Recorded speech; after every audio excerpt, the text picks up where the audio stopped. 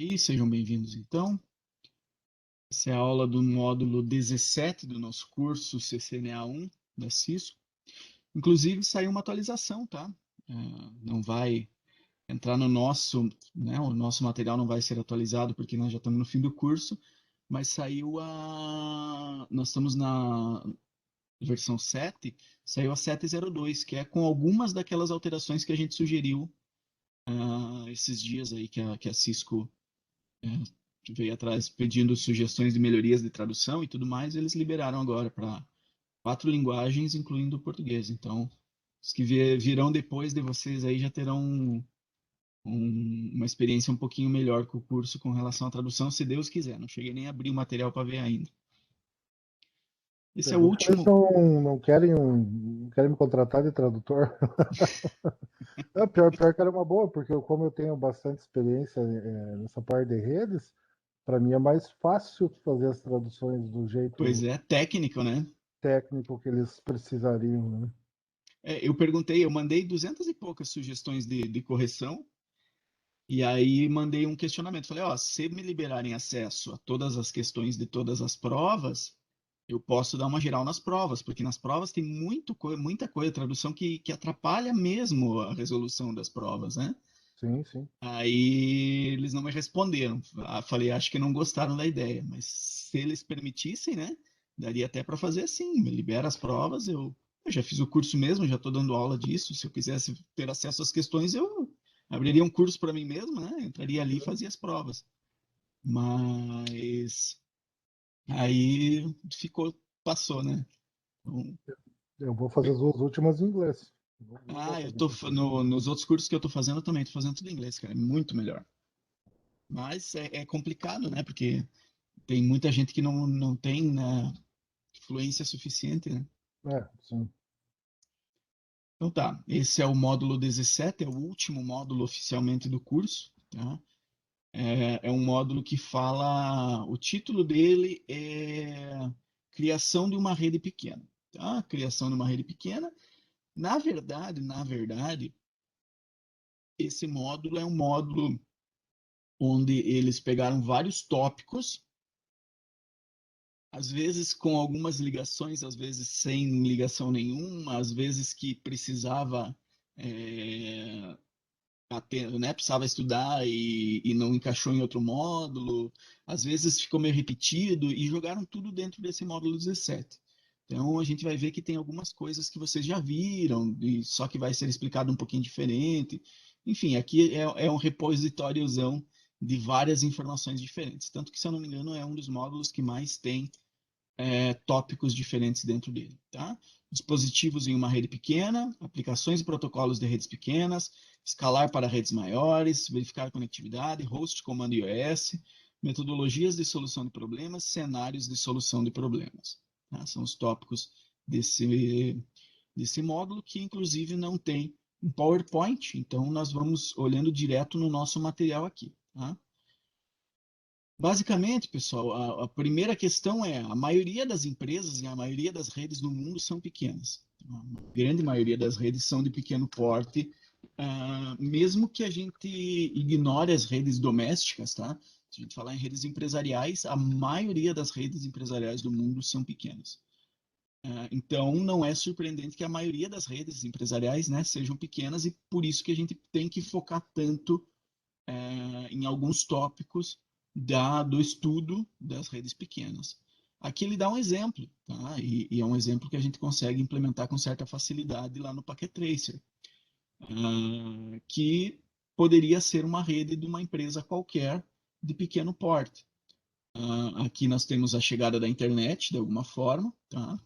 Para um roteador, que é o roteador que o provedor vai ceder para a empresa. E para dentro desse roteador, roteador para dentro, é a rede interna da empresa, onde aqui tem um switch, um telefone VoIP, um computador, um access point, um notebook ligado na rede sem fio. Poderiam ser 2, 3, 4, 5, 10, 50 computadores aqui. Poderiam ser mais notebooks, celulares, uma impressora de rede e um servidorzinho de alguma coisa. Tá? Então, essa é uma topologia simples de uma rede relativamente simples. E a base é o quê?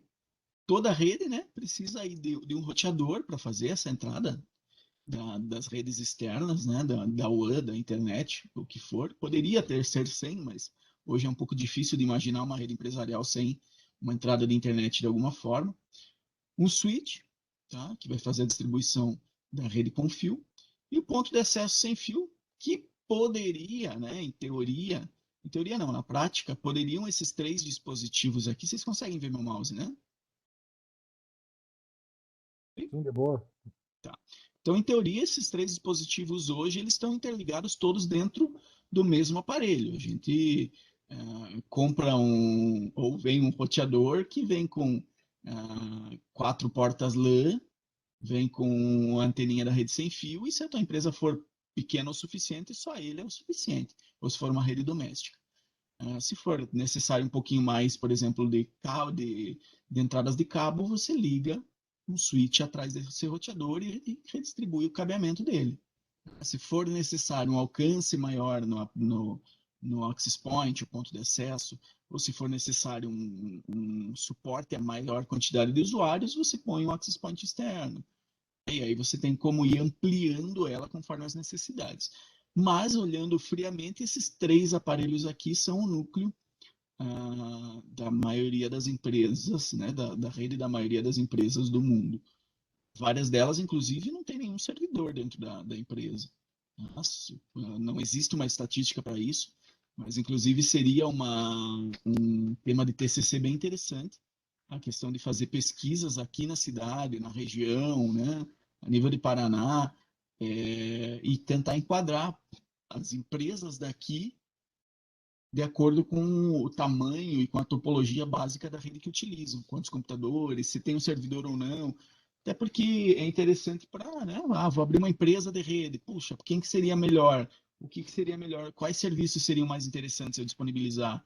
Será que eu preciso ter uma equipe que configura VLANs? As empresas maiores precisam, mas as empresas menores não utilizam. Né? Então, nós temos aí um tema interessante. E aí ele dá o exemplo dos dispositivos, telefone, computador, notebook, impressora, o que for, que vai se ligar nisso. Tá? As redes grandes exigem que um departamento de TI mantenha, proteja e solucione problemas de dispositivos de rede e proteja os dados organizacionais. Já o gerenciamento de uma rede pequena exige muitas das mesmas qualificações profissionais exigidas do gerenciamento de uma rede grande. A diferença é que as redes pequenas muitas vezes acabam nem tendo esse profissional dentro da empresa. O cara não tem ninguém, nenhum técnico de TI, e quando precisa ele entra em contato com alguma empresa que vai lá e reconfigura o access point dele, por exemplo, ou sugere um access point maior para ter uma capacidade melhor. Tá? Pequenas redes são gerenciadas por um técnico de TI local ou um profissional contratado. Nas menores mesmo, profissional contratado é o mais fácil, né? Alguém que seja terceirizado e que eles vão chamar quando necessário. Nas redes pequenas, nós temos a necessidade de algum tipo de planejamento e de design. É bem complicado você pegar e passar os cabos, ligar tudo e pá, acabou. Tá?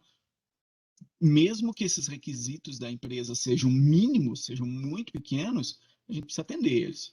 Né? A gente precisa saber quantos celulares vão conectar. Pode ser que seja uma empresa de um restaurante, que aí vai ter 20, 30 clientes ali dentro e vão querer usar o celular. Então, aí eu tenho uma necessidade de planejamento dessas soluções para atender aos requisitos do usuário. Tá? E esse planejamento prévio assegura que esses requisitos, custo e opções de implantação recebam a devida consideração.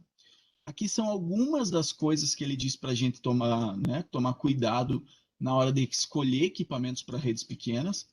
Algo que é bem batido em cima é a questão de custo. Tá? Não tem por que comprar um switch gerenciável de 14 mil reais para colocar dentro de uma empresa que vai ter 3, 4 computadores rodando lá dentro e com pouca necessidade aí de redundância e de outras configurações. Velocidade, tipos de portas, interfaces, aqui a gente seria interessante saber, apesar que com o barateamento dos aparelhos de rede aí, a gente acaba hoje com facilidade comprando aparelhos gigabit e tem essa, né, tem essa facilidade, né? Mas é algo que a gente precisa levar em consideração. Tipo de porta, será que eu vou precisar ligar uma fibra ótica para ligar um prédio a outro dessa empresa? Será que não vou precisar de fibra, mas vou precisar, talvez 24 portas seja pouco, talvez seja mais legal comprar direto um switch de 48. Capacidade de expansão, então eu preciso ter um planejamentozinho futuro para saber o quanto essa empresa pretende expandir e o quanto a rede vai precisar acompanhar, para que eu possa não ter que, de repente, opa, eu agora, meu servidor não aguenta mais, minha estrutura não aguenta mais, eu preciso colocar tudo em paralelo aqui, colocar equipamento novo para aguentar essa demanda da rede da empresa.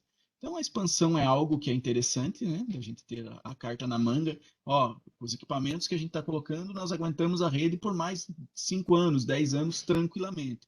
Então, é importante a gente saber. E quais os serviços e recursos que vão ser necessários, né? O que a empresa precisa? Será que ela precisa de switching de camada 3? Será que ela precisa de VLANs para isolar a rede? Ou não? Será que ela precisa de um serviço de NAT mais complexo, ou um NATzinho simples do roteador do provedor é o suficiente? DHCP, isso aqui é de tudo dentro de, né? Isso, a gente faz tudo dentro do roteador. O que acontece é que muitas vezes os provedores não liberam o acesso ao roteador para evitar que o usuário faça cagada. O usuário vai lá, muda alguma configuração e a internet não funciona mais. Então, para isso, há a possibilidade da gente ter o roteador da empresa e um roteador da empresa, né? Um roteador do provedor e um roteador ou algum outro equipamento para fazer a parte interna da rede. Também é uma possibilidade, né? E a questão do planejamento de endereçamento. Tá? A gente já viu que eu tenho como fazer subdivisão de redes, 92161, 92682, 92683, e aí fazer, aqui é a contabilidade, aqui é financeiro, aqui é administrativo, por exemplo. E aí como fazer para que esses dados consigam trafegar de uma rede para outra quando necessário. Tá? Mas esse esquema das sub-redes a gente já estudou também. Então, inclusive aqui ele dá um exemplo de sub-redes minúsculas, né? Uma redezinha com 2 endereços IP para os switches, uma redezinha com 6 endereços do IP para os access point, uma redezinha com 6 para os servidores, com 6 para as impressoras. Uma possibilidade, né? Poderia ser feito assim, poderia ser feito diferente. E aqui ele só mostra, né? Um exemplo dos dispositivos configurados seguindo essa categoria aqui. Tá? Lembrando que daí, para que eu possa acessar de uma rede a outra, eu teria que, de uma forma ou de outra, ter um roteadorzinho fazendo essa tradução, por exemplo, esse roteador na ponta aqui. Tá? Então, descrevendo tudo isso. Redundância, pessoal. Redundância é algo que me espanta um pouco aparecer nesse capítulo 17, porque redundância é algo que é bem difícil você ver em redes pequenas. E a gente estuda isso com bem mais propriedade no CCNA2. Tá? Como que faz para ter redundância de gateway padrão? Como que faz para ter redundância de switch? O que faz um protocolo STP que permite eu ter um loop aqui e o Rodrigo não gosta? Então, Não toda é que, não essa é que a não é que eu ideia. não gosto, é que eu implementei errado. Qual é a ideia da redundância, galera? Ó, 2 switches, no momento que um deles cair, o outro assume. Tá? 2 roteadores, no momento que um deles cair, o outro assume. Eu digo que eu acho um pouco estranho aparecer aqui nesse capítulo, porque é bem difícil você imaginar redundância em redes pequenas, em pequenas empresas. É mais comum isso em redes que já começam a crescer um pouquinho mais. Tá? Por exemplo, para ver redundância de switch, a empresa normalmente precisa ter, não que seja muito caro ou muito complexo de implementar, mas precisa ter um setor de TI bem, né, que tem essa finalidade, esse pensamento, e um setor financeiro que seja parceiro do setor de TI, que entenda, ó, eu vou duplicar os cabeamentos, eu vou comprar outro gateway, eu vou comprar outro switch duplicado para caso um queimar, o outro manter no ar. Mas aí depende tudo da necessidade da empresa, né? Se a empresa ficar 10 minutos fora do ar for um grande problema para ela, então ela tem que investir em redundância mesmo. A ideia da redundância é eliminar os pontos de falha únicos. Tá? Então, se eu não tivesse esse segundo switch aqui, se eu tivesse só um, aqui é um ponto de falha único. Se essa ponta cair aqui, não interessa a configuração dos servidores, não interessa, eu posso ter o melhor roteador do mundo. Se esse switch queimar, acabou a comunicação, acabou minha rede. Tá?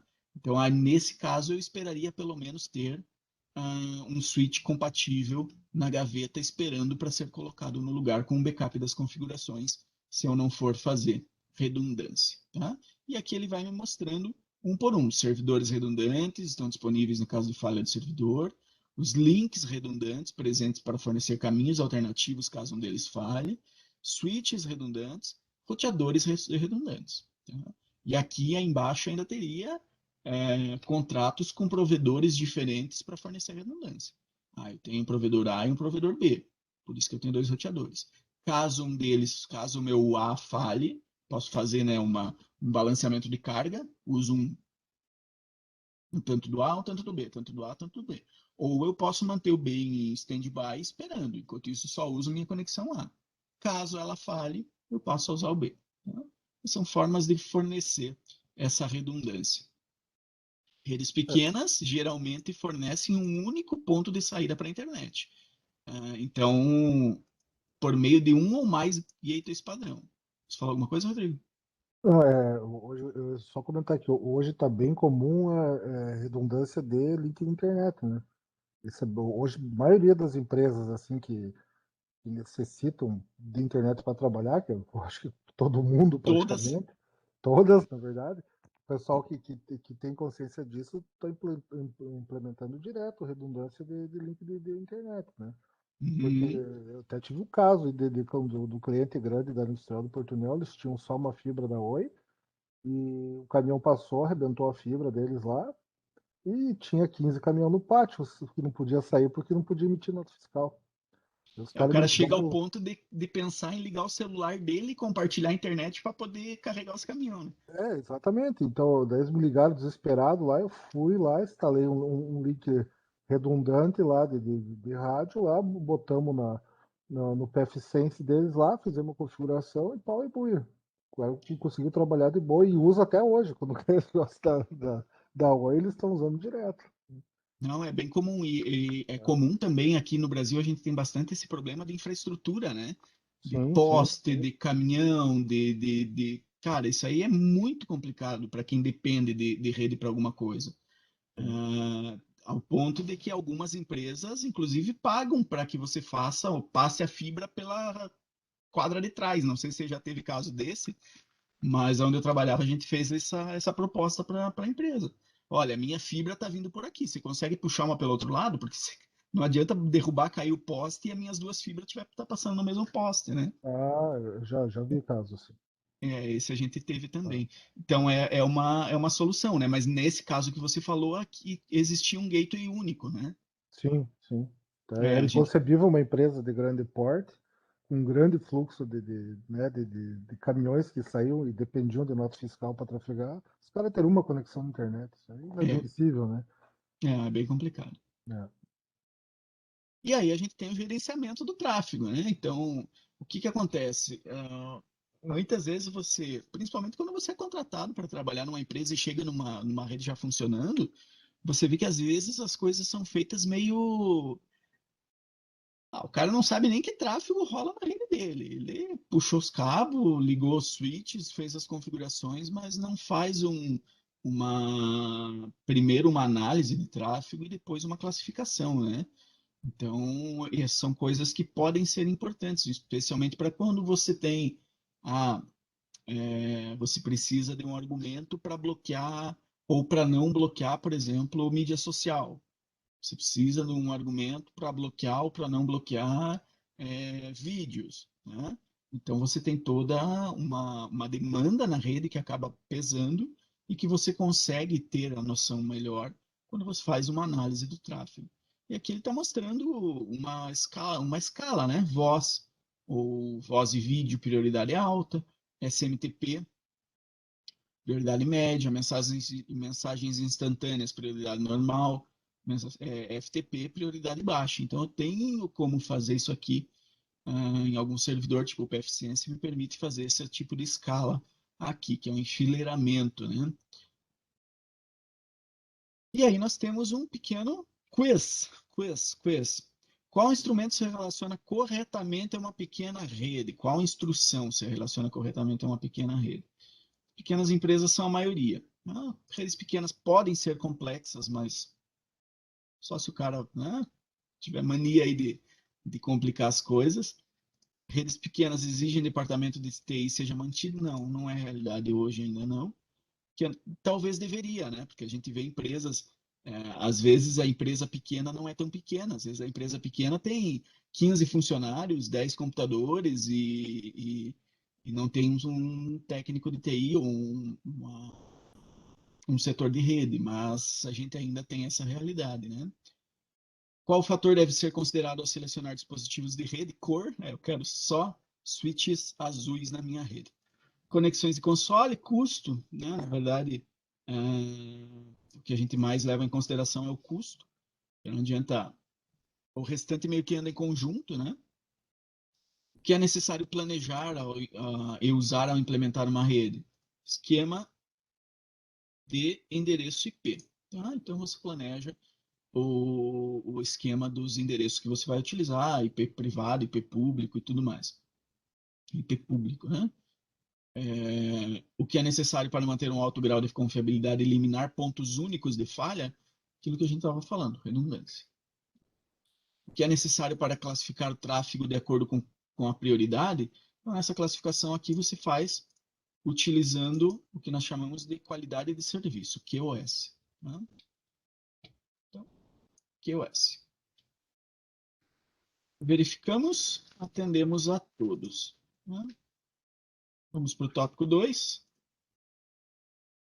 Aplicações e protocolos de redes pequenas.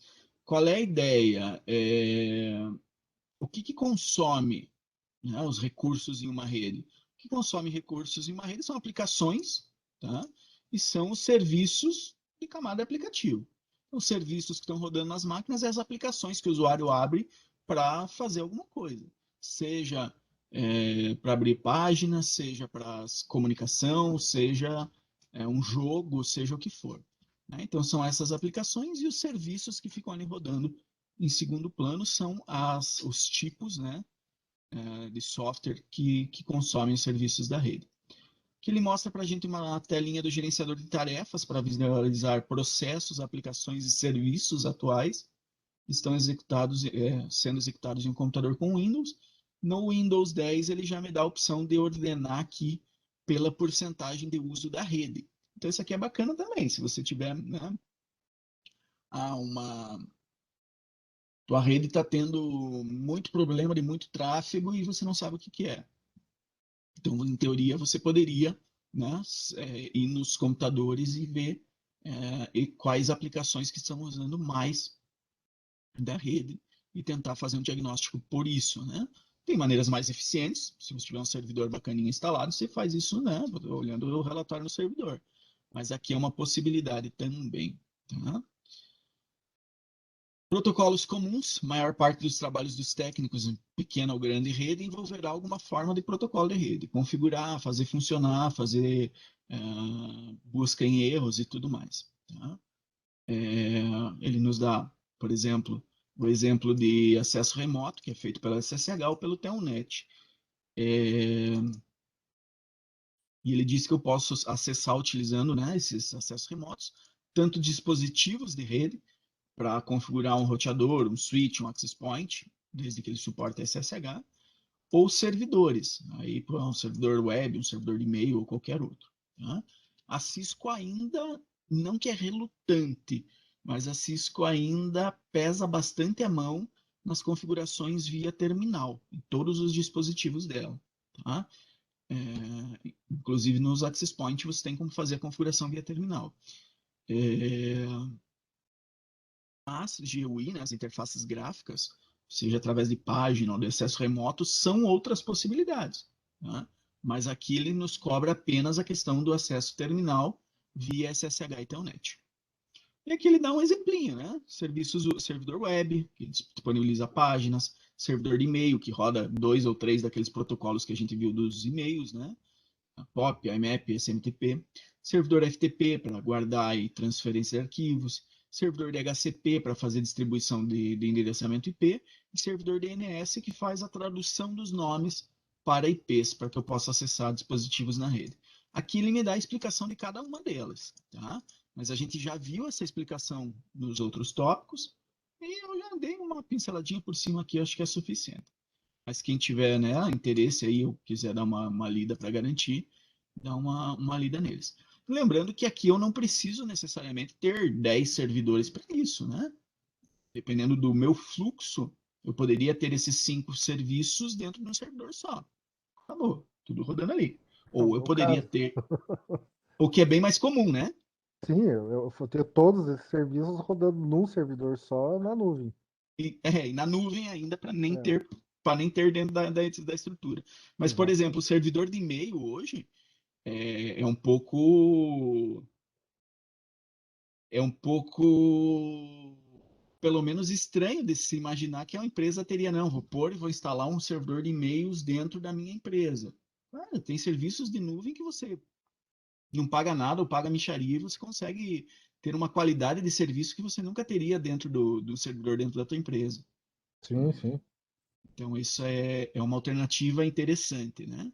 Mas aqui ele está nos As, dando prin- exemplos. Pode as falar. principais hospedagens hoje, elas já fornecem uma infraestrutura muito boa para serviço de e-mail, assim, e eles já pré-configuram até o DNS para ficar funcionando Pronto corretamente, ali. para o e-mail não ser negado por nenhum outro servidor, sabe? Então é bem E até interessante. questões como spam, né? Por exemplo, é Sim, muito difícil você ter uma solução que implemente uma base de dados bacana para detecção de spam.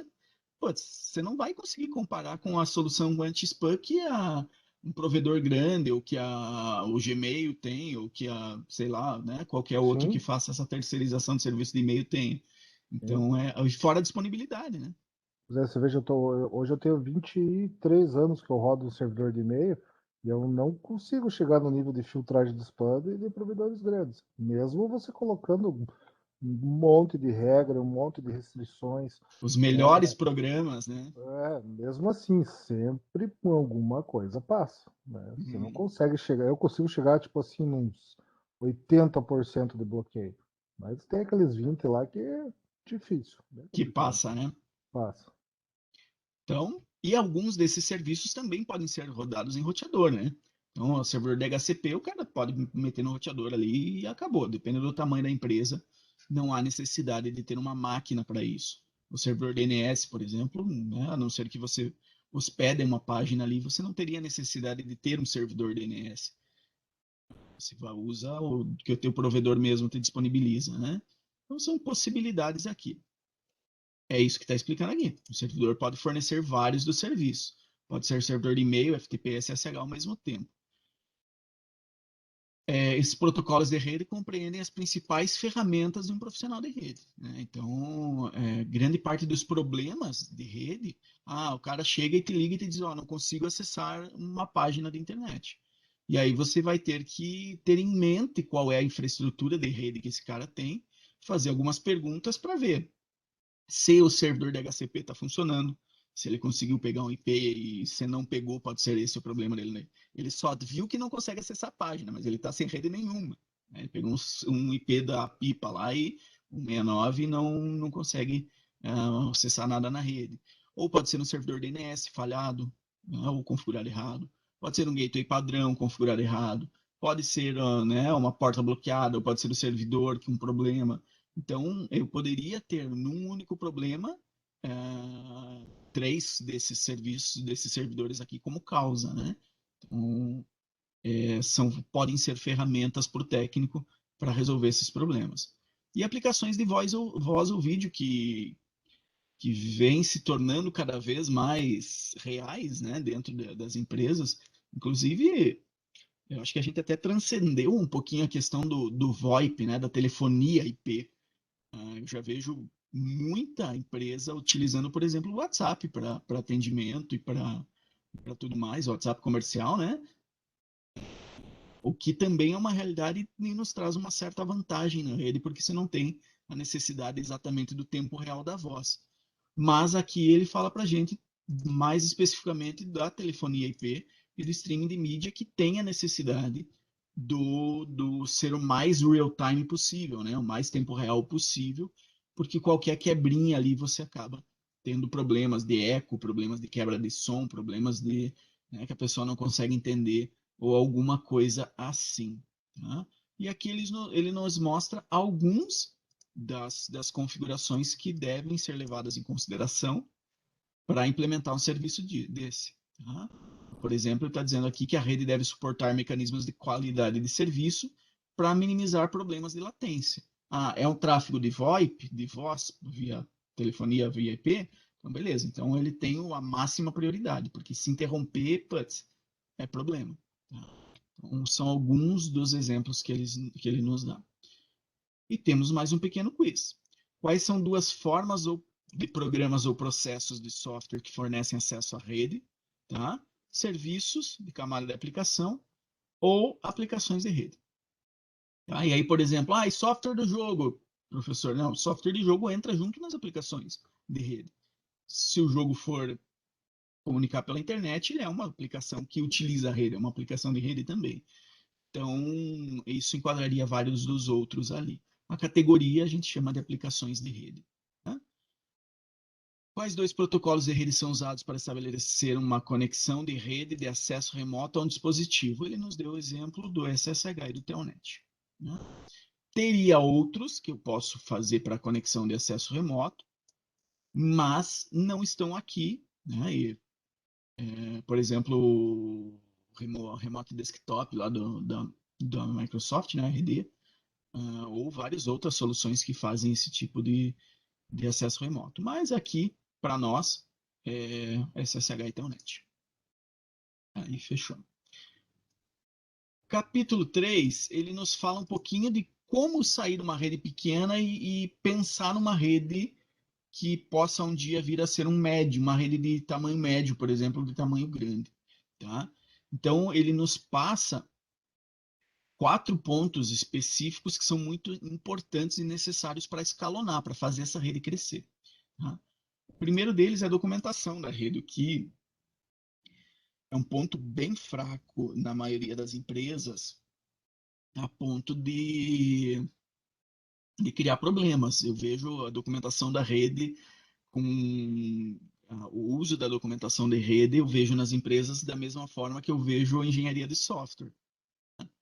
Putz, preciso mesmo? Ah, vou precisar fazer esses diagramas aí mesmo? Mas vou ter que pegar um funcionário e deixar o cara analisando os cabinho por cabinho para fazer esse diagrama que você quer.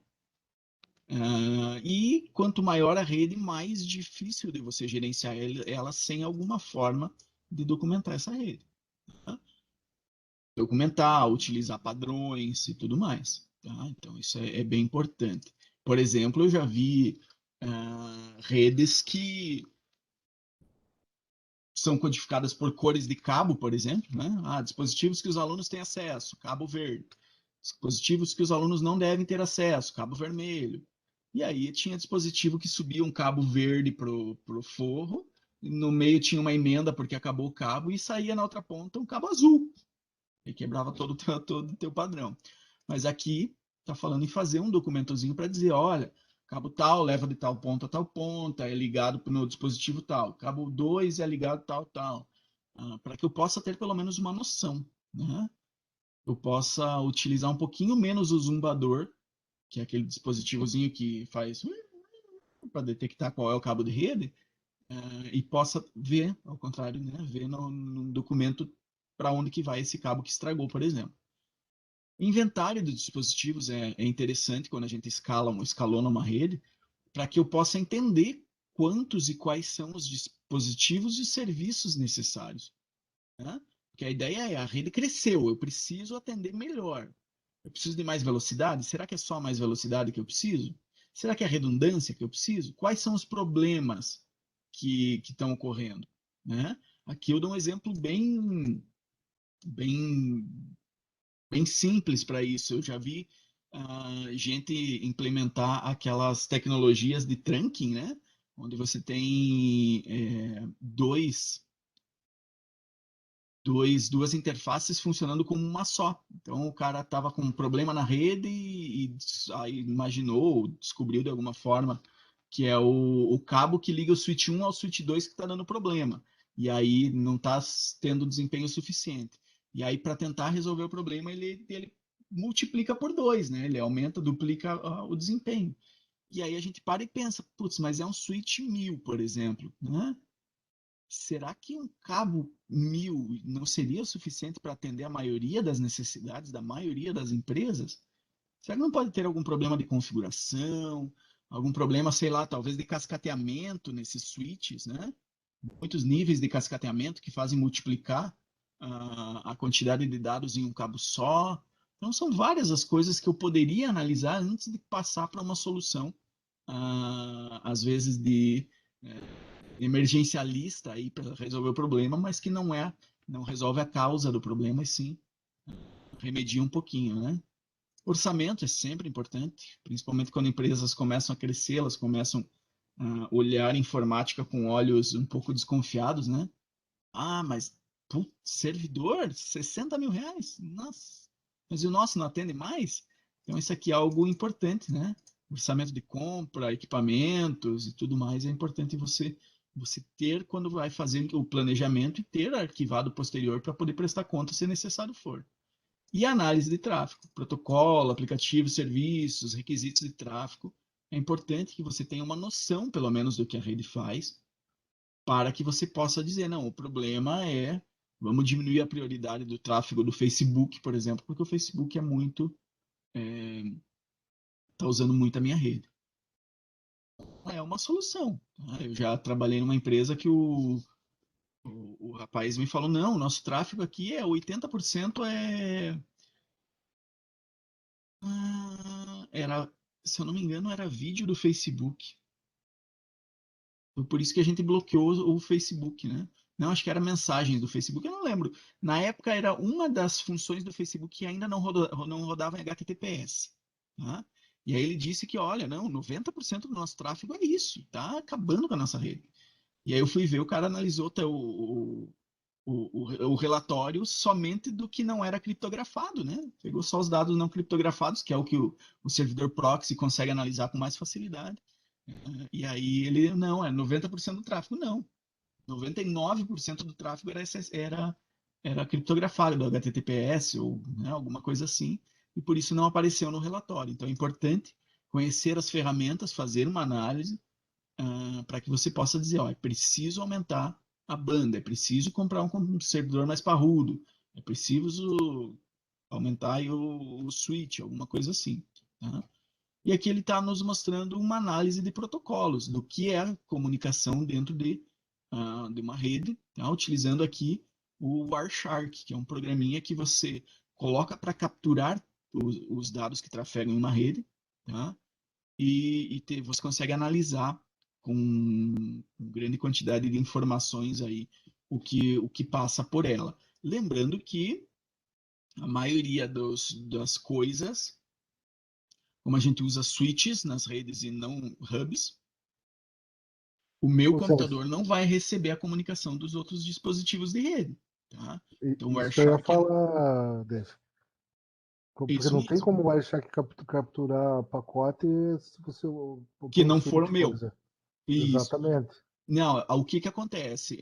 Tem switches que têm a possibilidade de você configurar uma copy port, Ah, sim, isso sim. uma porta de tudo que passa em todas as outras portas, ele joga uma cópia para uma porta específica. Sim. E aí você tem que saber que aquela porta é de monitoramento. Se você ligar alguém naquela porta, vai dar uma merda sem tamanho. O Mas aí microchip você. tem um esqueminha que você captura todo o tráfego, que você seleciona as interfaces que você quer capturar o tráfego, ele gera um arquivo, daí você baixa o arquivo e analisa com o Wireshark. Ele gera o backup, né? Ele captura e Isso. gera o backup, e daí você baixa. Inclusive, tem algumas ferramentas não. Tem algumas páginas na internet que são muito legais, que eles te dão exemplos de backups de várias situações de rede. Então, eu quero analisar, quero estudar como é que funciona uma comunicação, sei lá, do Network Discovery no DHCP, no IPv6, né? E quero analisar esses dados. Mas eu não tenho uma rede IPv6, não tenho tecnologia para capturar, sei lá. Então você pode ir na internet, tem essas páginas, eu até não lembro de cabeça o link, mas eu já acho para vocês e deixo o link depois lá. E aí você consegue ver tráfego capturado de muita coisa, o que ajuda a estudar, né? Ajuda bastante a estudar. Aqui, em teoria, seria o tráfego daquele computador, né? A não ser que eu tenha uma configuração dessa no switch que permita o desvio para uma porta específica. Senão, ele vai capturar somente o que está entrando no computador onde ele está instalado. Tá? E aí eu tenho como analisar, olha, 97,7% por cento do tráfego é IPv4. IPv6 não tem quase nada, dá 0% aqui. 47% dele é UDP, aqui. Tá? TSS-DP, Protocolo de Descoberta de Serviços Simples, 0,6%. Ferramentas de NAT, 2,8%. Enfim, outras, né? E aí eu tenho como ir vendo. E eu tenho como ver as comunicações TCP também. Tá? Comunicações criptografadas, pacotes mal formados, pacotes HTTP, pacote, né, ICMP, então todas as formas tem aqui. Isso aqui a gente vê com muito mais profundidade no CCNA2, tá? E no curso da Huawei. Como o curso da Huawei, o simulador da Huawei não é tão bem desenvolvido quanto o da Cisco, você faz todo o curso em cima do Wireshark. Então, a análise de pacote por pacote a gente faz em cima do Wireshark. Mas é uma ferramenta bem bacana que você tem como fazer muita análise dentro da tua rede aí. Aí ele vai explicando o que aparece dentro desses dados. Para determinar padrões de fluxo, captura o tráfego durante as horas de pico de utilização para ter uma boa ideia dos diferentes tipos de tráfego. Tá? Vou bloquear o WhatsApp porque o WhatsApp. Não, mas será que o WhatsApp é tão importante assim? Será que é o que está dando a maioria dos problemas? Não, vou bloquear tal coisa. Então é interessante você, né? Às vezes você bloqueia um serviço achando que aquele vai resolver o teu problema da rede, mas você faz uma captura antes e vê que aquele serviço que você vai bloquear era só 2% do teu uso de banda. Então é importante você tomar essas decisões sempre informados. Tá? E questão de utilização de redes pelos funcionários. Aqui tem essa possibilidade também de ver dentro do Windows, por exemplo, né, ferramentas como gerenciador de tarefas, visualizador de eventos e ferramentas de uso de dados podem te mostrar informações como utilização do processador, da memória RAM, aplicativos que não são de rede e aplicativos de rede, e a porcentagem de uso de cada um deles, como a gente viu na análise anterior. Tá?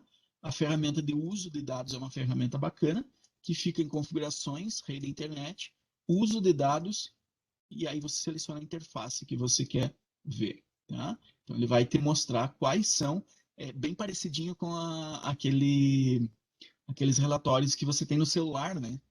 Você tem como ver, pô, então o que comeu a minha franquia dos meus dados móveis? Foi o Instagram e foi o Facebook. Então aqui ele me mostra por aplicativo, né? Quanto de ele não mostra, não faz o gráfico ao longo do tempo. Então isso pode ser um problema. Talvez aqui sei lá, esse Outlook aqui, por exemplo, ele seja um pico e vai aos 450 mega numa vez só. E talvez esse Tortoise Proc aqui, ele vai um uso baixo e regular no decorrer do dia todo. Então ele acaba não sendo um problema tão grande na tua rede quanto talvez o Outlook seria, por exemplo, né? Então, para eu ter uma análise temporal com esses gráficos, eu tenho que ver em outras ferramentas que aqui não me mostram. Mas é um lugar bacana de você tirar algumas informações também. Quais são os aplicativos que mais utilizam, né, o tráfego na rede? Quais elementos são necessários para dimensionar para uma rede maior? Tá? Então, despesa, né? Isso é importante, o custo do investimento é sempre problemático, e a documentação da rede. A documentação é bem importante. Quantos hosts são Windows e quantos não são, não vai fazer diferença. Aumento da largura de banda pode ser que seja uma necessidade, mas né, não é algo que você possa dizer, não, aumentou a complexidade da minha rede e preciso de mais banda. Talvez não. Especialmente hoje, onde a gente tem larguras de banda de internet aí, por exemplo, beirando o absurdo. E configurações de dispositivo, né, é genérico demais para mim pensar em marcar ele. Que software instalado em hosts principais pode revelar o tipo de tráfego de rede que flui através da internet. Olha que importante aqui, ó, aquilo que a gente estava conversando. Hosts principais, em lugares específicos da rede. Ou num servidor, por onde passa todo o tráfego, ou numa máquina que está ligada numa portinha marota da rede que receba todo o tráfego. Tá? Senão ele só vai capturar o tráfego daquela máquina. Wireshark. Tá? Qual ferramenta do Windows 10 é útil para determinar quais aplicativos estão usando serviços de rede em um host? É o uso de dados. Tá? Acabamos de ver aqui, ó. Uso de dados. Tá? Data usage. Se eu não me engano, só tem no Windows 10 também, tá? Se alguém tem o 7 rodando aí, é capaz de não ter. Isso mesmo. Verificar a conectividade, pessoal, é algo que a gente já viu várias vezes, inclusive temos packet tracers resolvidos mostrando ping, traceroute e tudo mais. Então aqui, tá? Dê uma olhadinha no outro material, caso for necessário. Ele também nos mostra a questão dos pings estendidos, que são pings onde eu uso uma ferramenta que me permite fazer uma configuração maior em cima do ping que eu quero mandar, tá? Por exemplo, por qual interface ela vai sair, comandos estendidos, timeout em segundo, tamanho do datagram, posso enviar um ping maior, né, rechonchudinho. Então, são algumas configurações que eu posso fazer para me ajudar. Às vezes a rede transfere muito bem pacotes pequenos, mas pacotes grandes ela tem problema, né? Então, são coisas que eu poderia utilizar um ping estendido para tentar diagnosticar. Aqui ele me diz que o comando ping é o que faz isso. Se eu colocar o ping sem o IP, ele me mostra toda essa essas perguntas aqui antes de fazer o ping. Tá? Num sistema da Cisco, no switch ou no roteador da Cisco. Traceroute é a mesma coisa, a gente já viu, e também tem a traceroute estendido. Tá? No Windows eu posso dar um barra interrogação para ver as configurações, por exemplo, o traço D para não resolver os nomes, ou o traço H para o número máximo de saltos, ou o que for. Tá? Nos sistemas da Cisco eu posso usar só o comando traceroute, e aí ele vai me fazer várias perguntas. Contagem de probes, timeout em segundo, display numérico, TTL mínimo, TTL máximo. Então, eu só quero pegar do salto 5 até o salto 10. Então, colocaria aqui 5 ou 10. Então, são algumas coisas que eu posso fazer essas configurações aí. Tá? E uma coisa que ele fala é sobre linha de base da rede. Qual é a ideia, pessoal? Ele explica que é importante, às vezes, coletar algumas informações no decorrer de alguns períodos para você ter noção de quão bem a tua rede está rodando. Por exemplo, se eu der um ping assim, ó, dei um ping e deu 50 milissegundos, 49 milissegundos, 46 milissegundos, 47 milissegundos. Pô, 50, 49, 46, 47 é uma latência boa. Tá, mas para o meu gateway padrão, não é uma latência tão boa assim. Só que é importante que eu tenha dados para comparar. Então, o que, que ele fala? Capture informações de vez em quando. Roda uma vez por dia, uma vez por semana, crie uma ferramenta automatizada para gerar isso aqui para você, para coletar esses dados. Para que quando a tua rede, por exemplo, você rodou um ping e deu esse tipo de resposta aqui, você tenha como comparar. Puta, antes dava menos de 1 milissegundo. Agora está dando 50 milissegundos. Tem alguma coisa muito errada na minha rede. Tá? E aí você vai atrás de equipamento novo, equipamento que foi instalado novo e está gerando latência, equipamento que pode ter estragado. Você faz outros testes para descobrir o que está acontecendo. Tá? E ele tem um packet tracer também, que faz teste de latência de rede com ping e traceroute. E ele é bem explicadinho. Então, pode entrar lá, já tem a rede pronta, né? Você entra nos equipamentos e faz ping e traceroute para documentar a latência, tanto com o ping quanto com o traceroute. Tá? Hosts e comandos do iOS, isso aqui, o que que acontece? Ele vai mostrar para a gente como que faz a configuração de um IP, por exemplo, no Windows. Então, como que eu faço a configuração de um IP? Peraí. É isso mesmo, por que que ele misturou ali? Ah, tá. Então, aqui ele está me mostrando, por exemplo, as informações, né, de rede que estão configuradas no computador, tanto numa interface gráfica, quanto através do comandinho do ipconfig, que mostra esses valores também, né? Seja o ipconfig normal ou o ipconfig/all, que me dá uma quantidade maior de informações. Né? Então, é um comandinho bem maroto, e qualquer um que usa e que quer trabalhar com rede precisa aprender a utilizar, porque ele é bem útil. Normalmente, quando está com algum problema na rede, a primeira coisa que você faz quando senta no computador é isso, né? Dois comandos, ipconfig/release e ipconfig/renew, para dar um release no teu IP dinâmico que você recebeu pelo DHCP, e o renew para renovar o teu IP, né? Pegar um IP novo do servidor DHCP. O serviço cliente DNS nos computadores com Windows também otimiza o desempenho de uma decisão ao armazenar nomes previamente definidos em memória. Tá? Então, quando ele se acessa www.cisco.com a primeira vez, ele entra em contato com o servidor DNS, resolve o nome, busca. Na segunda vez, ele já nem faz essa consulta ao DNS. Ele já usa o valor que ele tinha na vez passada. Então, isso é bacana também. Ele nos mostra o comando ipconfig/display DNS, que mostra todas as entradas de DNS que estão armazenadas em cache no computador. Então, é bacana também.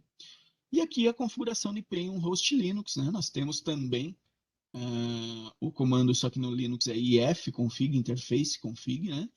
E nos mostra de uma maneira um pouquinho diferente e com mais dados, né? Todas as configurações também. E no Mac temos a telinha onde você vê, tanto usando o DHCP, quanto mudando aqui para um IP fixo e fazendo essa configuração manual. Tá?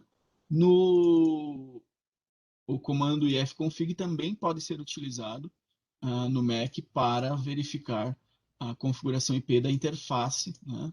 Então você pode dar o ifconfig e o nome da interface, ele vai te dizer as configurações dessa interface. Tá? Outros comandos bacanas, interessantes para Mac, network setup-list all network services, lista todos os serviços de rede que estão rodando no computador, e network setup-get info e o nome de algum dos serviços que você pegou aqui em cima. E daí ele te dá mais informações sobre aquele serviço. Tá? Por exemplo, network setup, list all network services, e ele está dizendo aqui, asterisco significa que o serviço está desabilitado. iPhone USB, Wi-Fi, Bluetooth PAN, Thunderbolt Bridge. Então são os 4 serviços de rede que estão rodando nesse computador, nesse Mac aqui. E aí você dá um network setup-get info Wi-Fi, ele vai te dar todas as configurações desse serviço específico. Comando ARP nós também já vimos em em outro, em outro capítulo. Tá? Basicamente, ele nos mostra a tabela ARP, né? ARP-A, exibe a tabela ARP do computador, mostrando em qual interface tem cada endereço MAC. Né? Então, lembrando que o ARP exibe apenas as informações que foram acessadas recentemente. Se o computador for acessado há 10 minutos atrás, 15, 20 minutos atrás, talvez ele já tenha sido limpado da tua tabela ARP. Tá? Para garantir que o cache da ARP seja preenchido, um ping a um dispositivo pode ser o suficiente. Então, você pinga o dispositivo e dá um ARP-A só para dar uma olhadinha, conferir que ele entrou dentro da tabela ARP aí. Tá? Você pode limpar toda a tua tabela ARP usando o comando netsh interface ipdelete ARP cache. No caso, que eu precisa ter permissão de administrador, tá? É isso que ele está falando aqui embaixo, precisa ser administrador. E aí a gente já tinha visto alguns comandos show lá quando a gente utilizava os dispositivos da Cisco. Tá? Aqui ele dá algumas informações a mais. Tá? Por exemplo, show IP route mostra algumas configurações de nível 3 de rotas dentro desse dispositivo. Show protocolos verifica quais protocolos estão operacionais. Tá? Então aqui ele te mostra cada um desses comandos e quais informações esses comandos te mostram. Tá? Para a prova, é importante dar uma olhadinha nesses comandos. Por exemplo, qual que é a diferença do show interfaces e do show IP interface, tá? Porque ele acaba cobrando na prova algumas vezes, tá? Show interface, show IP interface, show IP route. Então, saibam, né, o que cada comando desses executa. Ele tem um packet tracer que já vem com os dispositivos criados. É só você entrar lá e rodar os comandos e ver quais vão ser as saídas. Tá? Então, isso é bacana. Ele também nos fala sobre o protocolo CDP, que é um protocolo de descoberta de vizinhança, por assim dizer. Hoje é ruim usar o nome vizinhança, porque o vizinhança acaba ficando mais ligado com IPv6. Mas é um protocolo proprietário da Cisco que tenta desenhar o layout da tua rede, mostrando, ó, nesse switch tem outro switch ligado, nesse switch tem um roteador ligado, aqui tem computador, computador, computador. Então ele tenta fazer essa descoberta da tua vizinhança, da tua rede, tá? Então ele vai me dizer aqui, por exemplo, olha, no device DS3, na interface Giga 001, tenha esse dispositivo aqui ligado, WSC2960. Então, ele nos mostra essas informações que, desde que elas tenham o CDP rodando, tá? Cisco Discovery Protocol. Show IP Interface Brief nos mostra uma lista resumida das informações. O brief sempre significa resumido. Então, sempre que o comando tem o brief, é porque ele mostra uma lista resumida das informações. Tá? Nesse caso, interfaces com o detalhamento do IP delas. Tá? Tem um videozinho que a gente pode utilizar, e aqui embaixo ele fala daquele tracer, do packet tracer desses comandos. 6. Abordagens para a solução do problema. Isso aqui ele cobra algumas vezes, pessoal, tá? É a abordagem por 6 etapas para a solução de problemas. Não é algo inventado pela Cisco, que o mundo inteiro utiliza, tá? Quais são as etapas para resolver um problema? Eu começo identificando o problema, tá? Depois que eu identifiquei o problema, a rede não está funcionando. Eu estabeleço uma teoria de quais são as causas prováveis. Talvez a rede não está funcionando porque o servidor de HCP não ficou fora do ar. Talvez a rede não esteja funcionando porque o meu gateway parou de funcionar. Talvez a rede não esteja funcionando porque o meu switch queimou. Então eu tenho algumas teorias. A etapa 2 é o que pode? Isso, isso. Tá? Aí, pessoal, nós pegamos dessas teorias, uma por uma, e vamos testar para determinar a causa. Pegamos das mais comuns. Tá? Normalmente, quando dá esse tipo de problema, é o servidor da HCP que sempre dá o problema. Beleza, então eu vou verificar o servidor da HCP primeiro. Não, o DHCP está no ar. Né? Fui ver o IP, pegou o IP normal, não pegou o IP a pipa. Então não é isso. Até que eu descubra exatamente qual foi a causa desse problema. Essa é a etapa 3. Aí, sabendo, queimou o switch, cara. Queimou o switch. Estabeleça um plano de ação para implementar a solução.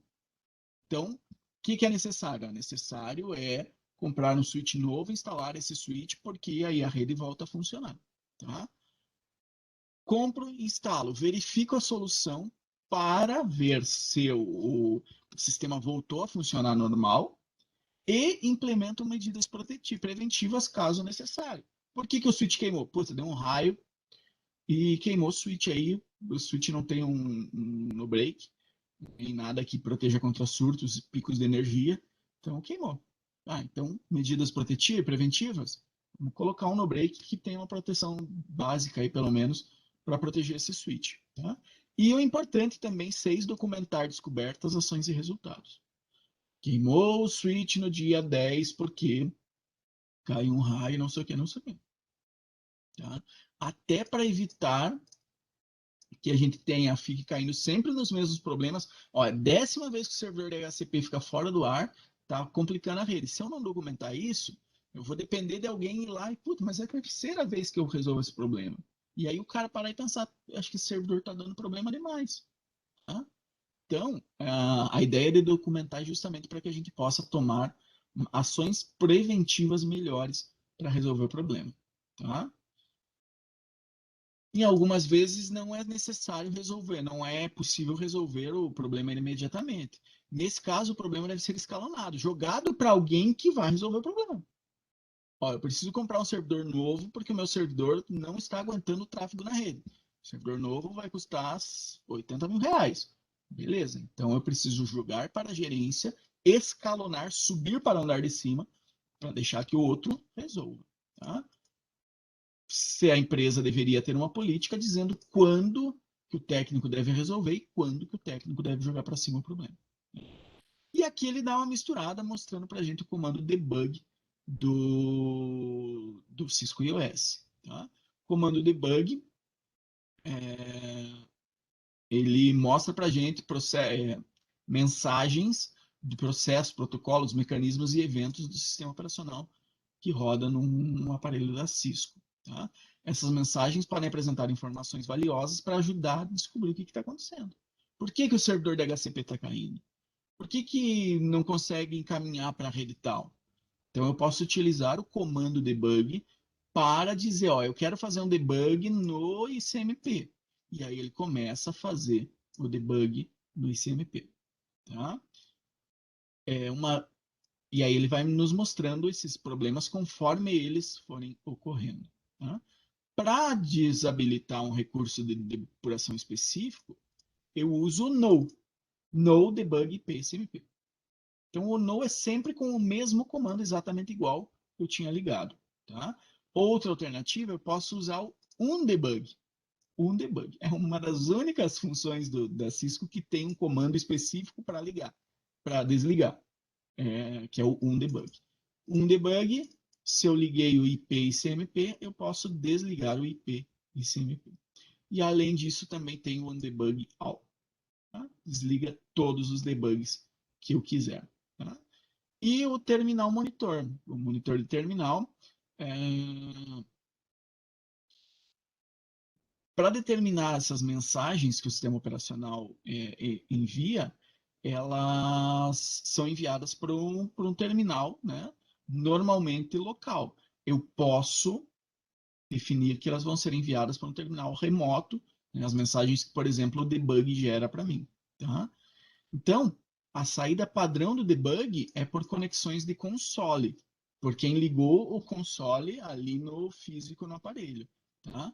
Mas não é exibida automaticamente em conexões remotas. Então, se você der um debug IP e CMP quando está acessando por SSH, um aparelho da Cisco, ele não vai te mostrar as informações de debug, porque por padrão ele mostra isso somente no terminal, no console do aparelho. Tá? Eu posso usar o comando terminal monitor, e aí ele vai me mostrar as saídas do terminal. Tá? Ele vai monitorar o terminal e vai me exibir aqui. Certo? Verifique seu entendimento. Estamos quase no fim já. Pode falar. Perguntinha só. Se você coloca, por exemplo, ativa esse comando debug, ele fica sempre ativo naquele comando que você ativou ele. Pô, Sim, toda vez que você der esse comando, ele vai estar fazendo debug. você Você liga esse ativou a comando e opção. se você salvar a configuração com ele ligado, você der um save running config startup config, a próxima vez que reiniciar, ele vai reiniciar com o debug ligado. Tá, mas mesmo que seja running config, você deixou ligado, ele vai, tipo, no comando específico, ou em todos os comandos específicos, ele vai sempre estar ligado. Sim, Só vai desligar se você der um se você desligar. no debug ou um Um debug ali, debug. né? Isso Tá, aí. mas não é redundante ser no debug e undebug? É. Ah, tá. Beleza. É o que eu falei, é um dos únicos comandos que eu vi até hoje que tem as duas formas. O desligar padrão, porque todos os desligar da Cisco é no, tanto que até o Uhum. ligar é um no shutdown, no desligue. Basicamente, o no quer dizer remova da configuração o comando tal, né? Uhum. Mas aqui no debug eles criaram um debug. Ah, tá. Uma função que seria interessante existir um debug é para ter um debug all, tá? Porque aí se eu der um debug IP ICMP, debug IP STP, por exemplo, liguei dois debugs, eu teria que Uhum. desligar ele com o no individualmente. Desligo o Aham. ICMP e desligo o STP. Com o debug all, eu desligo tudo. Tudo. Independente se são 2, 3, 5 ou 10, ou todos. Entendi. Então, esse aqui até não é redundante, mas esse aqui é assim, Tá, entendi. entendeu?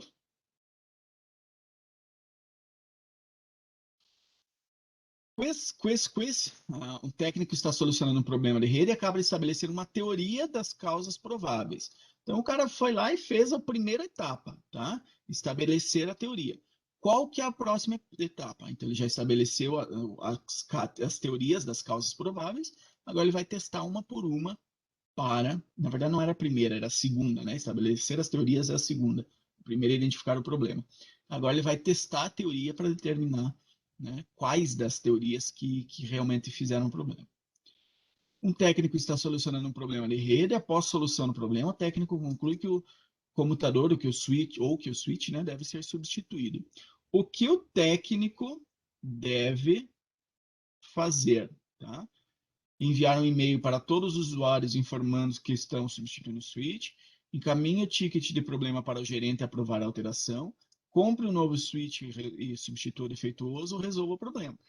Aqui até um pouquinho de teoria, de pegadinha, né? Eu acredito que a resposta seria justamente demonstrando o uso do escalonamento. Ó, queimou o switch, preciso comprar outro. Chefe, posso? Uhum. Imaginemos que ele não tem autonomia para comprar o switch e resolver ele mesmo, e nem resolver diretamente o problema. Então ele teria que escalonar o problema. Tá? Pode ser que eu esteja errado, pode ser que a resposta seja essa ou até essa. Mas eu acredito que ele está nos demonstrando aqui esse princípio de escalonamento. Um técnico está usando o comando debug IP ICM privilegiado para capturar a saída do roteador em funcionamento. Quais comandos parariam esse comando debug em um roteador da Cisco? Debug IP ICMP. Então, no debug IP ICMP, undebug all, e não tem um undebug. Aqui está errado, ó, undebug, debug. Tá? Se fosse só undebug IP ICMP, esse aqui também poderia. Mas não é o caso, é só esses dois aqui então. Um técnico estabeleceu uma conexão remota para observar a saída do debug. O técnico insere o comando debug IP ICMP e faz o ping. Ele não está mostrando os outros comandos de debug aqui para a gente, porque a gente vai ver mais para frente. Tá? CNA2 a gente trabalha isso aí. E faz um ping para um destino remoto, mas não é exibida nenhuma saída. Por que que não? Porque ele está acessando de maneira remota. O debug, por padrão, manda para o terminal. Tá? Então, o comando que eu preciso utilizar, terminal monitor para ver a saída. Isso aí. Beleza? Cenários da resolução de problemas. Pessoal, aqui é importante dar uma lidinha em geral em todos eles. Tá? O que ele mostra? Ele mostra coisas que nós já vimos em várias partes, em várias etapas. Por exemplo, o que é uma comunicação full duplex?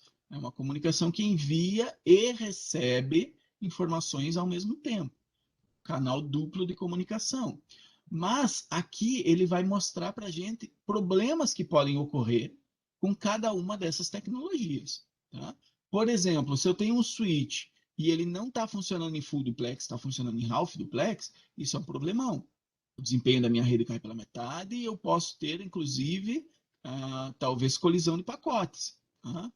Então, se a interface estiver configurada para half duplex, eu tenho que corrigir.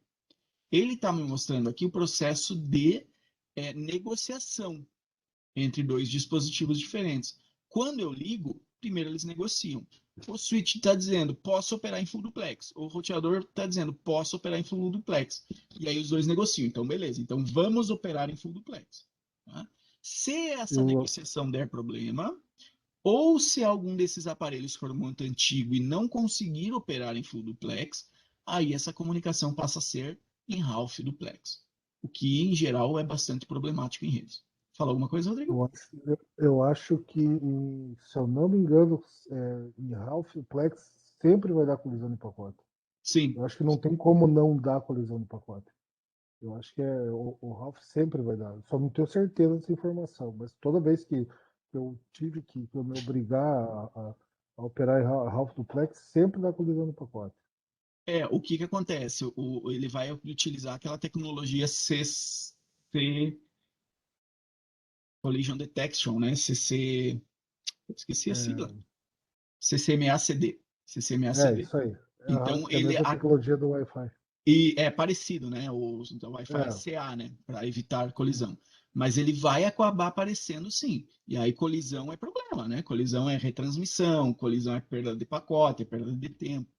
Então, no full duplex, a colisão não é uma possibilidade. Se aparecer alguma colisão em uma comunicação full duplex, você tem alguma coisa muito esquisita rolando aí. Muito esquisita. Mas no half duplex digamos assim, ele até tenta não gerar colisões, né? Ouvindo a mídia, alguma coisa assim, mas acaba que é uma realidade. Problema de endereçamento de IP, em dispositivos iOS, então ele nos mostra o Show IP Interface ou o Show IP Interface Brief, para você dar uma olhada nas configurações de IP das interfaces de um roteador Cisco, por exemplo, para que você possa tentar ver o que tem de problema em alguma configuração. Tá? Atribuição de IPv4 incorreta é problema na rede sempre, né? Eu não consigo me comunicar com o meu gateway padrão, eu não consigo fazer roteamento na minha rede, tem várias coisas que podem dar problema. Então, esse é um exemplo de comando que me ajuda a determinar como é que estão as configurações das minhas interfaces. E eu posso ter os problemas de endereçamento nos dispositivos finais, seja porque o DHCP está dando a configuração errada por algum motivo, configurei errado o gateway no DHCP. Minha rede é o 92168.0x, eu coloquei o gateway padrão no DHCP como 92168.10x, que é de outra rede que eu uso. Então ali não vai ter comunicação. Então isso é importante que a gente verifique. Tá? Ó, gateway padrão, um dos exemplos que eu dei. Então, se o gateway padrão eu não conseguir alcançar, eu não vou conseguir me comunicar com redes externas à minha, tá? E eu posso mostrar até no iOS o Show IP Route para ver quais são as rotas que ele tem para cada uma das outras rotas, das outras redes. E importante também verificar se a rota padrão, tá? Que é a rota 0000, se ela existe e está configurada para o teu gateway padrão correto, para o teu roteador de próximo salto correto. Senão você não vai ter comunicação para a próxima rede também. Tá? Como solucionar problemas de DNS? O que basicamente ele diz? Quais são os problemas de DNS? Acesso www.cisco.com e não funciona. Mas daí eu acesso pelo IP e funciona. Isso quer dizer que eu não consigo, ele não está conseguindo transformar o nome em um endereço de IP. O que ele está dizendo é que eu posso utilizar, se o meu servidor DNS estiver com problema, eu posso utilizar algum servidor de DNS aberto. Por exemplo, do Google é o 8888 e 8844, se eu não me engano, primário e secundário. E a Cisco oferece o OpenDNS, que fornece DNS gratuito. 208.67.222.222 ou 208.67.220.220. Tá? É uma possibilidade. E aí, no comando ipconfig/all, eu posso ver quais são os servidores DNS configurados. Posso também utilizar o comando. Caramba, fugiu o comando que pede para resolver um nome, tá? No Windows, e para ver se ele está resolvendo correto ou se está retornando algum erro, seja por não estar conseguindo NS Lookup. Nesse lookup. NS Lookup. Seja por não estar conseguindo se comunicar com o teu servidor DNS ou porque o servidor DNS está respondendo alguma coisa errada ou não está respondendo. Tá? Então, o NS Lookup pode te ajudar com isso. Mas é importante saber quais são, o que acontece quando eu tenho problema de DNS. Isso cai umas 3 vezes na prova. Podem ver lá. E tem o laboratório não, porque o laboratório é presencial, né? Mas eu tenho um Packet Tracer que pode me ajudar aqui a entender o funcionamento dessas soluções de problemas. Tá? E aí a gente tem o quiz final, com alguns Packet Tracers também. Tá? Tá tudo no material, é só baixar. E esses Packet Tracers são aqueles que estão bem esmiuçadinhos. Abra o roteador 2, rode o comando tal, qual é a saída, tal. Então, eu recomendo que vocês peguem e façam ele para fixar o conteúdo, principalmente para ganhar familiaridade com os comandos show. Os comandos show é algo que vai incomodar vocês por bastante tempo, tá? Então, é importante que vocês se familiarizem com eles um pouquinho, pelo menos, tá? O que eu aprendi nesse módulo? Tudo isso que a gente já escutou. Se eu precisar repetir, não vai rolar, né? Quiz do módulo, construa uma pequena rede. Que consideração de design de rede seria mais importante para uma grande empresa do que para uma pequena empresa? Tá? Comutador de baixa densidade de portas. Redundância. Roteador de internet. Não, todo mundo precisa. Firewall. Rede pequena também precisa. Tá? Um técnico de redes recém-contratado recebeu a tarefa de fazer o pedido de um novo hardware para a empresa de pequeno porte com previsão de grande crescimento. Qual deve ser a principal preocupação do técnico ao escolher os novos dispositivos? Redundante seria interessante, tá? Mas vamos analisar. Número em um tipo fixo de interface, não faz sentido. Dispositivos que comportam monitoramento de rede, não faz muito sentido. Dispositivos modulares é uma boa resposta. Modulares são aqueles dispositivos que eu posso adicionar novos módulos. Preciso de mais portas de fibra, eu adiciono um módulozinho de fibra. Ou eu coloco um novo switch em cima, né, de forma modular, ligo ele pelo caminho que faz a conexão entre eles. Então, dispositivos modulares é um dispositivo que suporta crescimentos de uma maneira muito bacana. Tá? Tem um preço um pouquinho mais elevado, mas não tão elevado de comprar um dispositivo inteiro. Eu tenho a opção de dar um upgrade nele depois. Qual tipo de tráfego provavelmente terá maior prioridade na rede? Cara, a Cisco adora VoIP. Adora. Tá? Falou, é VoIP. O técnico de rede está investigando a conectividade de rede entre um computador e um host remoto, com o endereço 10.1.1.5. Qual comando executado em um computador do Windows exibirá o caminho até o host remoto? Basicamente, a gente tem a pegadinha, né? Tracert ou traceroute. No Windows é tracert. O usuário não pode acessar o site www.cisco.com em um navegador da web, mas pode acessar o site digitando o IP. Qual é o problema? Opa, a gente acabou de ver. DNS. Tá? Por que não é gateway padrão? Se fosse um problema de gateway padrão, ele não conseguiria acessar pelo IP também. Não conseguiria acessar outra rede. Né? Por que não é pilha do protocolo do TCP/IP? Porque a pilha está funcionando, o TCP/IP está funcionando, ele conseguiu acessar pelo IP. Por que não é DHCP? Porque ele conseguiu pegar um IP válido e a rede dele está funcionando. Essa informação é crucial para resolver esse problema. Tá? Por padrão, para onde são enviadas as mensagens de saída de depuração do Cisco iOS? Tá? Aqui, linha de console. Linha de console. Tá? Qual elemento, ao escalonar uma rede, envolve a identificação das topologias físicas e lógicas? Documenta a rede antes de escalonar. Né? De preferência antes de escalonar, porque as redes pequenas normalmente não têm documentação nenhuma. O mais fácil seria você fazer ela já documentada. Ó, cabo 2, tá ligando aonde? Tô ligando no laboratório. Cabo 2, laboratório. Depois que está tudo passado é bem mais difícil, mas, né? Que mecanismo podem ser implementados em uma pequena rede para ajudar a minimizar a latência para aplicativos de streaming em tempo real, QoS? Qual processo falhou em um computador que recebe um IP APIPA?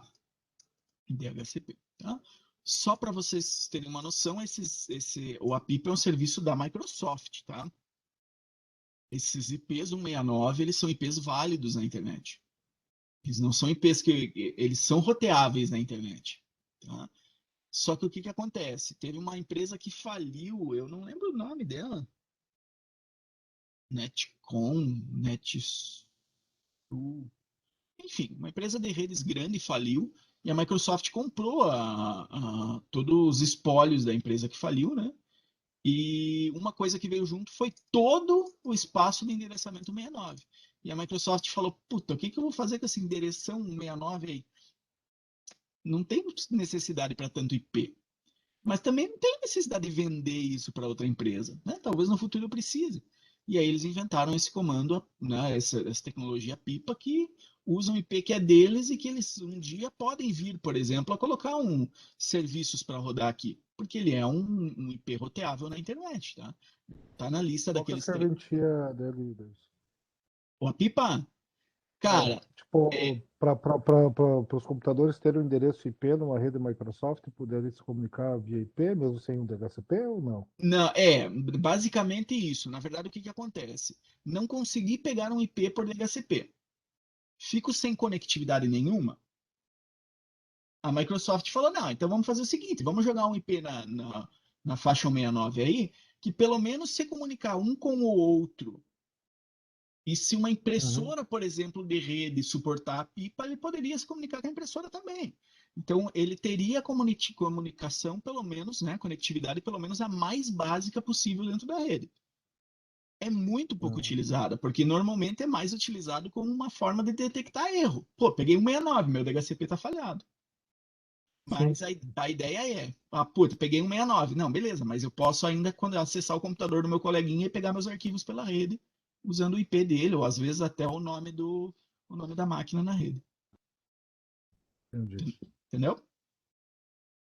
10. Uma pequena empresa tem apenas um roteador como ponto de saída para seu provedor, né, ISP.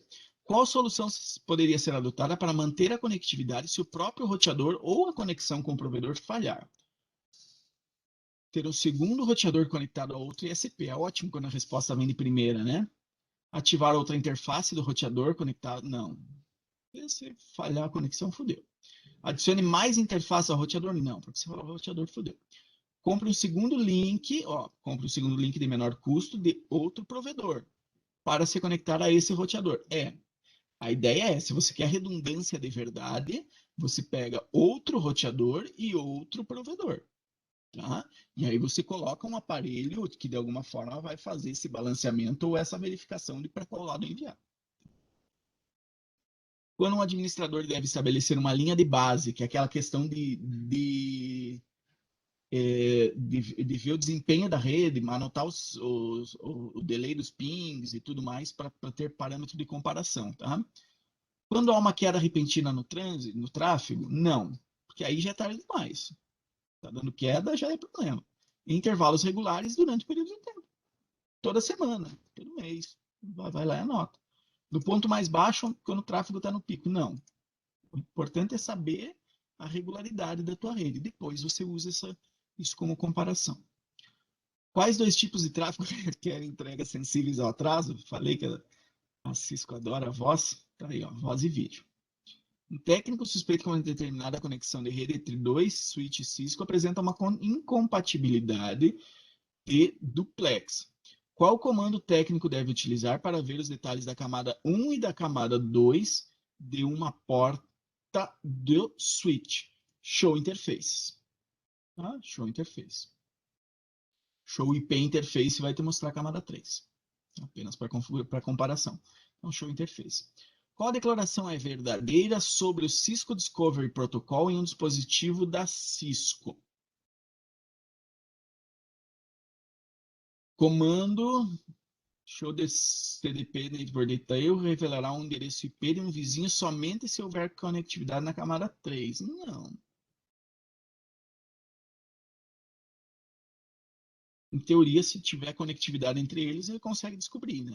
Não necessariamente sendo de camada 3. Pode ser desativada globalmente ou em uma interface específica. Isso é verdade. Você pode pegar o CDP e dizer, não, não quero usar o CDP. Desligo, ou globalmente no switch inteiro, ou, não, na interface 3 eu não quero que participe desse o protocolo de descoberta. Tá? Qual fator deve ser considerado no design de uma pequena rede quando os dispositivos estão sendo escolhidos? Não só, mas apareceu várias vezes o custo, eu apostaria que é o custo dos dispositivos. Tá? Redundância não, análise de tráfego não, ISP não. Então, custo dos dispositivos, aí acertamos todas. E com isso nós encerramos o módulo 17. Alguém tem alguma dúvida aí, pessoal? Só tem eu para tirar É dúvida. agora que é isso que eu abri para ver, vi que só tinha você. Então tá, só para deixar avisado então, eu já vou habilitar as 3 provas finais. Por que 3 provas finais? Ele te dá uma prova de teste, né, de treino, digamos assim. Ele te dá a prova prática, que é no Packet Tracer. Tá? E essa, vejam os comandos, refaçam os Packet Tracers dos outros módulos e tudo mais, para vocês, né, terem toda essa informação. O que, que ele cobra? Configurar IP de interface, configurar IP de dispositivo, configurar switch. Então, não é nada muito complexo, não. Tá? E a prova final, que é a prova finalzona do curso. Tá? Ele pede que vocês façam aquele feedback lá, os comentários sobre o curso, antes de liberar a prova final. Então, já deve estar liberado até para vocês essa opção no comentários do curso. Entra lá, ele vai perguntar o que você achou do curso, o que você achou do material, o que você achou da tradução, o que você achou do professor, o que você achou de várias coisas. Tá? Então, respondam lá e daí ele libera para vocês a prova final. Beleza? Só uma dúvida disso com relação às provas, que até ontem estava comentando com o Lucas a respeito disso. Para conseguir aquela badge da Cisco, na teoria teria que conseguir 8 na primeira tentativa, né? 80% no caso, em todas as provas na primeira tentativa, né? Pelo que eu entendi, Rodrigo, eles estão pedindo 8 na prova final somente, desde que eles mudaram pro outro sistema de badge lá, que antes era o Your Claim, agora não lembro o nome. Então, assim, Aham. eu acredito que é só na prova final, tá? Veja, teste, e se você fazer a prova final, tirar acima de 8 e não conseguir a badge, eu vou abrir o curso de novo para dar para uma outra galera aí você entra de novo, Uhum. faz somente as provas e daí elimina para pegar a badge. Tá, e outra dúvida também. É, digamos, e a certificação do curso é somente também se tirar acima de 8 em todos os testes? Nas A provas de certificação. módulo, ele pede 8 de média. Tá? De Então, média total. isso, nas provas de módulo. Então, você pode tirar 7, 7,5, 8, 8,5, 9. Na média, ficou em 8. Fechou? Uhum. A prova final, as provas finais, é 8 nas provas finais. Tá? Então, a média Tá. das provas modulares mais as provas finais. Então, eu posso refazer uma que eu tirei, tipo, uma primeira eu tirei 6,64. Posso refazer ela, então, para subir, para tentar chegar no 8 ali, para tentar dar uma média maior no final? Pode sim. Adianta? Não, pode sim. É. Veja se ela não tiver liberada, me avise que eu libero para você fazer ela de novo. Se tiver, é só fazer. Aham. Do jeito que eu tinha entendido, tipo, não tinha mais chance. Não, Porque tem sim. eu tinha tirado 66, Mas 64 na primeira lá. o negócio da BED, que ainda é um pouco obscuro, porque a Cisco ainda está implementando, está testando, então eles nem. Eu não achei nem muita documentação de quando que faz isso, quando que libera a BED e quando que não libera. Tá? Para Aham. mim era 8 em todas as provas. Aí ontem a gente estava conversando com o pessoal do outro curso que eu estou fazendo, e aí o professor falou: não, agora a BED é só a prova final. Por isso que libera a prova de treino, a prova pré-final, que ele chamou, para a pessoa Aham. fazer a pré-final e daí vir mais embalado para a final, porque daí é a final que vai contar para BED. Para BED e Aham. nos cursos que libera voucher de desconto, também o voucher de desconto libera junto com a BED. Tá, entendi. Tá? Não, porque a bad. O nosso não libera voucher porque é só no CCNA 3 daí, né? Mas a Aham. BED Mas aí a gente testa, veja se recebeu ou não, me avise que daí eu já sei também. Que eu acho bem importante, porque você coloca ali no LinkedIn, por exemplo, ali, né? Sim, é muito Cara, bom. Eu aquilo. adoro esses troféuzinhos, tá na moda agora. Eu Não, tô você dá colecionando. uma valorizada no teu currículo, o pessoal começa a te procurar mais, sabe? Quando você tem Sim, isso sim. no LinkedIn. Então, eu acho bem importante, sabe? Não, acho, sim, eu acho que sim. Eu também acho. Então, se não receber, me avise, que daí a gente, você se cadastra no próximo curso e faz só as provas. Beleza, beleza. Tranquilo? Tranquilo. Comigo. Valeu, Rodrigo. Obrigado por ter aparecido Valeu, e Davidson. até a Valeu, próxima. valeu, professor. Até mais.